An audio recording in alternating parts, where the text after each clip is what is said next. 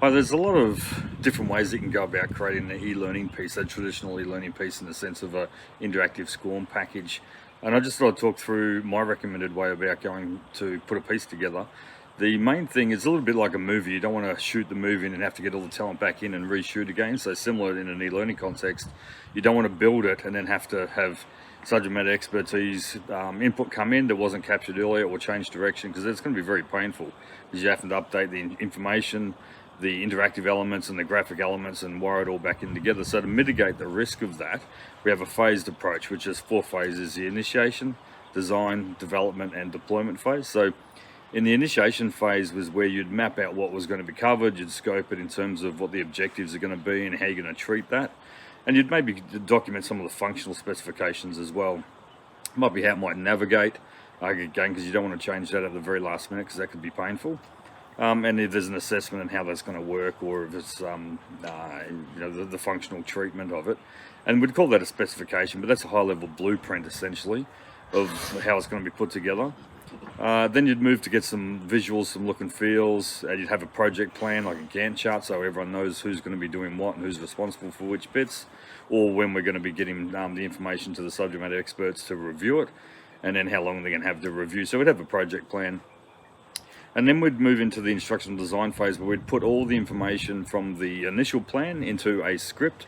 Often that's a Word document. We might have information or text that's going to appear on the left, and on the right hand side it might have some functional notes, some development notes, or some graphic design notes.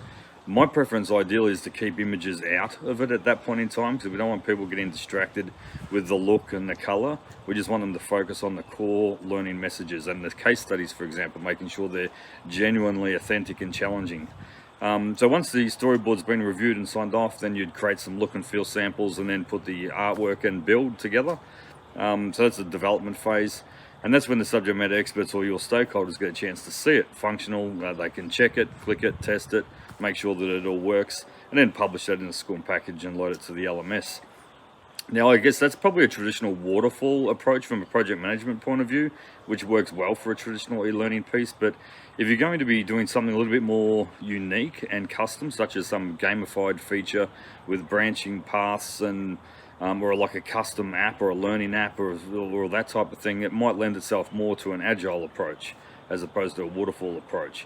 And I suppose similarly, there are some people that will prefer, and in some instances I do too, in terms of bypassing that storyboard process completely and just authoring straight into the tool, and a little bit more iterative and agile in that instance. But the thing that can catch you out, especially if it's volatile content and the subject matter experts haven't seen it before and it's the first time they see it back into an e-learning piece, there could be some significant changes. So even though we've bypassed the storyboarding phase and we might have fast-tracked the project from an effort and time point of view, the issue may be that we're going to blow out a lot of time in the rework once it's built if the subject matter experts need to change direction. So to mitigate that is where a storyboard comes in place. But if the content's really solid and straightforward to work with, then yeah, maybe there's an opportunity to bypass the storyboarding phase. But anyway, hopefully that's helpful. A couple of ways about going to put an e-learning piece together.